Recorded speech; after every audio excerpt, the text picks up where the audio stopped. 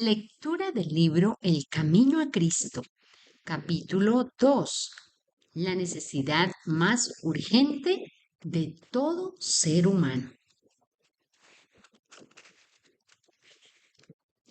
El hombre estaba dotado originalmente de facultades nobles y de un entendimiento bien equilibrado.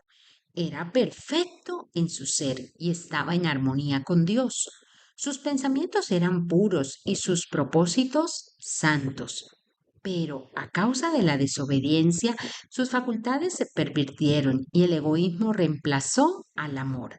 Su naturaleza quedó tan debilitada por la transgresión que ya no pudo, por su propia fuerza, resistir el poder del mal.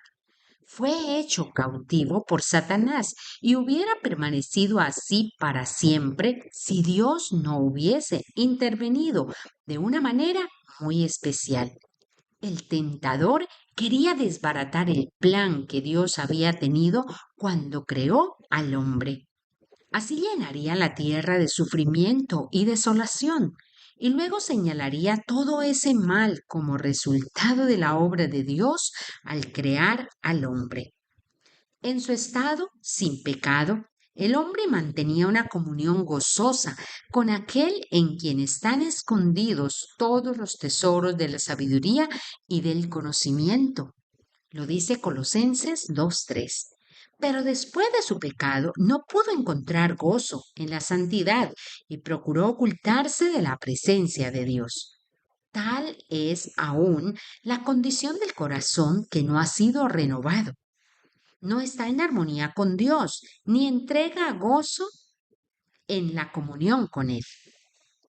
El pecador no podría ser feliz en la presencia de Dios. Rehuiría la compañía de los seres santos y si se le pudiese admitir en el cielo, no se sentiría allí a gusto. El espíritu de amor abnegado que reina allí, donde todo corazón responde al corazón del amor infinito, no haría vibrar en su alma cuerda alguna de simpatía. Sus pensamientos, intereses y motivos serían ajenos a los que mueven a los moradores celestiales que se hallan sin pecado. Sería una nota discordante en la armonía del cielo. Este sería para él un lugar de tortura. Ansiaría esconderse de la presencia de aquel que es la luz y el centro del gozo del cielo. No es un decreto arbitrario de parte de Dios el que excluye del cielo a los impíos. Ellos mismos se han cerrado las puertas por su propia ineptitud para el compañerismo que allí reina. La gloria de Dios sería para ellos un fuego consumidor. Desearían ser destruidos a fin de ocultarse del rostro de aquel que murió para salvarlos. ¿Hasta dónde llega el esfuerzo humano? Es imposible que escapemos por nosotros mismos del foso del pecado en que estamos consumidos. Nuestro corazón es malo y no lo podemos cambiar. ¿Quién de la inmundicia puede sacar pureza? No hay nadie que pueda hacerlo. Nos dice Job 14:4. La mentalidad pecaminosa es enemiga de Dios, pues no se somete a la ley de Dios, ni es capaz de hacerlo. Romanos 8:7. La educación, la cultura, el ejercicio de la voluntad, el esfuerzo humano tienen su propia esfera, pero no tienen poder para salvarnos. Pueden producir una corrección externa en la conducta, pero no pueden cambiar el corazón ni purificar las fuentes de la vida. Es necesario que haya un poder que obre desde el interior, una vida nueva de lo alto, antes que el hombre pueda convertirse del pecado a la santidad. Ese poder es Cristo. Únicamente su gracia puede vivificar las facultades muertas del alma y atraerla a Dios y a la santidad. El Salvador dijo, quien no nazca de nuevo, a menos que reciba un corazón nuevo, nuevos deseos y nuevos propósitos y nuevos motivos que lo guían a una nueva vida, no puede ver el reino de Dios. Juan 3:3. La idea de que lo único que hace falta es desarrollar lo bueno que existe en la naturaleza del hombre es un engaño fatal. El que no tiene el Espíritu no acepta lo que procede del Espíritu de Dios, pues para él es locura. No puede entenderlo porque hay que discernirlo espiritualmente. Lo dice Primera de Corintios 2:14. No te sorprendas de que te haya dicho, tenéis que nacer de nuevo. Nos lo dice Juan 3:7. De Cristo está escrito, en él estaba la vida, y la vida era la luz de los hombres. Escrito en Juan 1:4. De hecho, en ningún otro hay salvación, porque no hay bajo el cielo otro nombre dado a los hombres, mediante el cual podamos ser salvos. Lo dice Hechos 4:12. No basta comprender la amorosa bondad de Dios, ni percibir la benevolencia y la ternura paternal de su carácter. No basta discernir la sabiduría y justicia de su ley y ver que está fundada sobre el eterno principio del amor. El apóstol Pablo veía todo esto cuando exclamó, estoy de acuerdo en que la ley es buena, la ley es santa y que el mandamiento es santo, justo y bueno. Pero en la amargura de su alma agonizante y desesperada, añadió, pero soy meramente humano y estoy vendido como esclavo al pecado. Lo dice en Romanos 7:16, 12 y 14. Ansiaba la pureza y la justicia que no podía alcanzar por sí mismo y clamó, soy un pobre miserable. ¿Quién me librará de este cuerpo mortal? Lo dice en Romanos 7:24. La misma exclamación de corazones agobiados se ha producido en todos los lugares y en todos los tiempos. Hay una sola contestación para todos. Aquí tenéis al Cordero de Dios que quita el pecado del mundo. Juan 1:29. Ejemplos notables. Muchas son las figuras por las cuales el Espíritu de Dios ha procurado ilustrar esta verdad y hacerla clara para las almas que anhelan verse libres de la carga de culpabilidad. Cuando Jacob huyó de la casa de su padre, después de haber pecado engañando a Esaú, estaba abrumado por el peso de su culpa. Se sentía solo, abandonado y separado de todo lo que le había hecho valiosa la vida. El único pensamiento que sobre todo oprimía su alma era el temor de que su pecado lo hubiese apartado de Dios y dejado desamparado del cielo.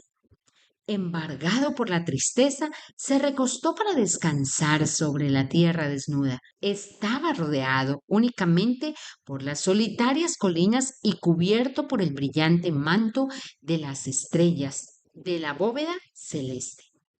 Después que se hubo dormido, una luz extraña embargó su visión, y aquí que de la llanura donde estaba recostado una inmensa escalera simbólica parecía conducir a lo alto, hasta las mismas puertas del cielo, y los ángeles de Dios subían y descendían por ella, mientras que procedente de la gloria de las alturas se oyó la voz divina pronunciando un mensaje de consuelo y esperanza. Así fue revelado a Jacob lo que satisfacía la necesidad y el ansia de su alma. Un Salvador con gozo y gratitud vio que se le revelaba un camino por el cual él, aunque pecador, podía ser devuelto a la comunión con Dios. La mística escalera de su sueño representaba a Jesús, el único medio de comunicación entre Dios y el hombre. A esta misma figura se refirió Cristo en su conversación con Natanael, cuando dijo en Juan 1:51, veréis el cielo abierto y a los ángeles de Dios subir y bajar sobre el Hijo del Hombre. Por su caída, el hombre se enajenó de Dios. y la tierra quedó separada del cielo. A través del abismo existente entre ambos no podía haber comunión alguna. Sin embargo, mediante el Señor Jesucristo, la tierra quedó nuevamente unida al cielo. Cristo fue por sus propios méritos el puente sobre el abismo que el pecado había abierto, de tal modo que, gracias a él, los hombres pueden tener comunión con los ángeles ministradores. Cristo une al hombre caído en su debilidad y desamparo con la fuente del poder infinito. Los sueños de progreso. Vanos son los sueños de progreso de los hombres. Vanos todos sus esfuerzos por elevar a la humanidad. Si menosprecian la única fuente de esperanza y ayuda para la raza caída, toda buena dádiva y todo don perfecto provienen de Dios. Fuera de Él no hay verdadera excelencia de carácter. Y el único camino para ir a Dios es Cristo, quien dice, yo soy el camino, la verdad y la vida. Nadie llega al Padre sino por mí. Lo dice Juan 14:6.